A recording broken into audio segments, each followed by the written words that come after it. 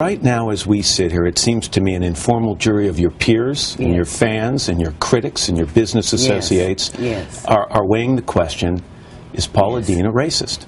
So I'll ask it to you bluntly. Are you a racist? No. No, I'm not. By birth, by choice, by osmosis, you don't feel you have racist tendencies? No. As a child, I was raised in a home that my father tolerated bad grades. He would tolerate maybe me breaking a curfew.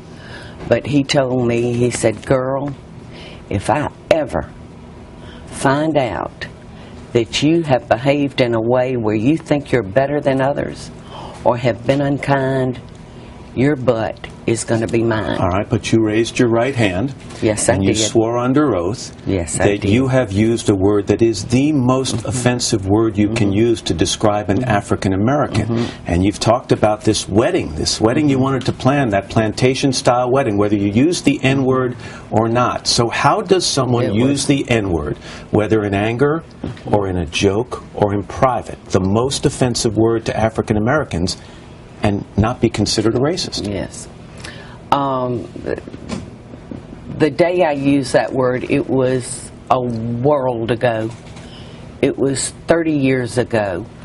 I had a gun put to my head, a shaking gun, because the man that had the gun to my head, unbeknown to me, was my customer at the main office. But didn't you also admit, Paul, that you used the word on other occasions? No. So you have, other than that one time in the bank, a robbery attempt, you're telling me you have never used the N-word? I have never. I never. They asked me in all of my 66 years on earth, had I ever used it. That man was so frightened that day he put the gun to my head because he was a customer at the main office. He was later caught. And I had gone out on a limb for him and gotten him alone, and he was frightened that I was going to recognize him. So reports that you were asked in that deposition whether you had used the N-word on other occasions and said probably or of course are inaccurate?